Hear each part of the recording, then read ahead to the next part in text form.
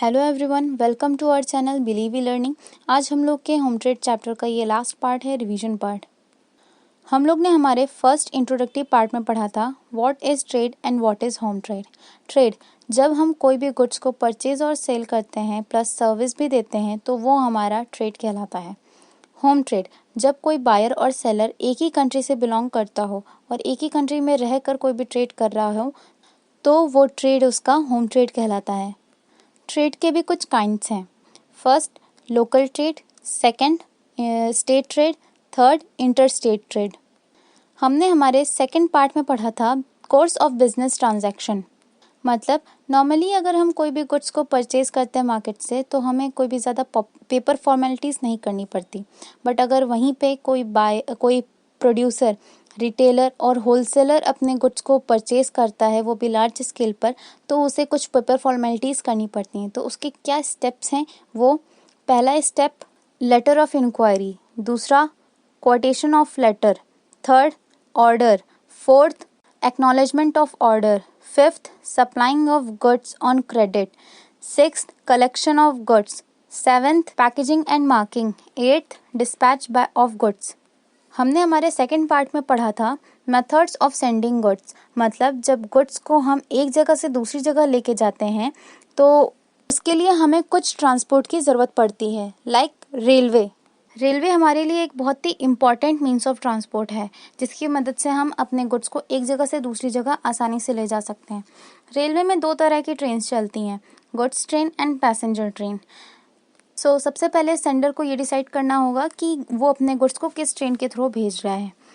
फिर railway authority उनसे एक रिस्क नोट लिखवाती है जिसमें वो ये पूछती है कि आप अपने गुड्स को किसके थ्रू भिजवा रहे हो, मतलब किसकी जिम्मेदारी पे भिजवा रहे हो, ओनर्स रिस्क पर या रेलवेज रिस्क पर। ये दोनों में लागू होता है, गुड्स ट्रेन में भी और पैसेंजर ट्रेन में भी। रोडवेज एंड ट्रांसपोर्ट कंपनीज, आजकल जो भी ट्रक्स और मेटेडर्स चलते हैं वो ज़्यादातर ट्रांसपोर्ट कंपनी से अटैच रहते हैं, तो हम इनके थ्रू भी अपने गुड्स को सेंड कर सकते हैं। डिस्पैच बाय पोस्ट, कभी कभार ऐसा होता है कि कुछ गुड्स ऐसे होते हैं जिनको हम पोस्ट के थ्रू सेंड कर सकते हैं, तो उनको हम पोस्ट के थ्रू ही सेंड करते हैं। डिस्पैच थ्रू फैक्ट्री एम्प्लॉयज़, कभी कभार ऐसा होता है कि बायर और सेलर एक ही सिटी में रहते हैं, तो सेलर जो होता है वो उसके गुड्स को एक फैक्ट्री एम्प्लॉय के थ्रू भिजवाता है। हमने हमारे फोर्थ पार्ट में पढ़ा था procedure of sending goods by railway. मतलब अगर हम अपने गुड्स को रेलवे के थ्रू सेंड कर रहे हैं तो उसका क्या प्रोसीजर है।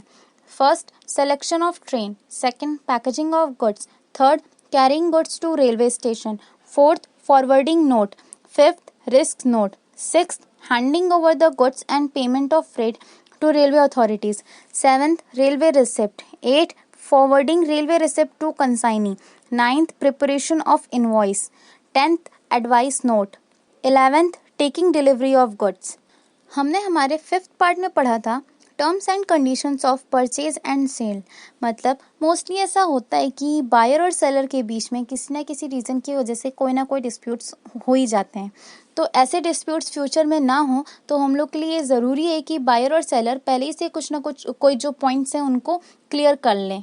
लाइक क्वालिटी ऑफ गुड्स, मतलब अगर बायर ने जिस क्वालिटी में गुड्स मांगे हैं तो सेलर की जिम्मेदारी है कि वो उसे उसी क्वालिटी के गुड्स प्रोवाइड कराएं।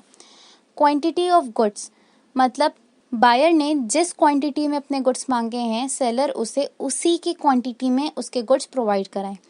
प्राइस ऑफ गुड्स, बायर और सेलर को पहले ही गुड्स की प्राइस डिसाइड कर लेने चाहिए ताकि आगे चल के इसको लेके कोई डिस्प्यूट ना हो। Fourth packaging of goods, mostly goods जो पैक होते हैं वो उसके गुड्स के नेचर और क्वालिटी के अकॉर्डिंग पैक होते हैं, बट कभी कभार होता है कि बायर अपने गुड्स की डबल सेफ्टी पैक करवाना चाहता है, मतलब वो अपने गुड्स को डबल सेफ्टी के साथ पैक करवाना चाहता है, तो सेलर की रिस्पॉन्सिबिलिटी बनती है कि बायर ने जो इंस्ट्रक्शंस दिए हैं पैकिंग में वो उसे उसी के अकॉर्डिंग पैक करें। फिफ्थ सेंडिंग ऑफ गुड्स, अगर बायर ने कोई अलग से इंस्ट्रक्शंस दे रखे हैं कि उसके गुड्स को रोडवे के थ्रू ही भेजो तो आप उसके गुड्स को रोडवे के थ्रू ही भेजेंगे। अगर उसने बोल रहा है रेलवे के थ्रू भेजना है तो आपको उसके गुड्स रेलवे के थ्रू ही भेजने हैं। Sixth delivery of goods, buyer और सेलर को पहले ही डिसाइड करना चाहिए कि वो उसके गुड्स को कहाँ डिलीवर कर रहा है। Last payment of price, buyer और सेलर को पहले डिसाइड करना चाहिए कि वो उसके गुड्स की पेमेंट कब करेगा, डिलीवरी के टाइम करेगा, डिलीवरी से पहले या डिलीवरी के बाद। सो ये था हमारा रिवीजन। आई होप आप लोग को ये चैप्टर बहुत अच्छे से समझ में आया होगा। अगर कोई भी डाउट्स है इससे रिलेटेड तो आप कमेंट बॉक्स में मेंशन कर सकते हैं। Thank you. Have a good day.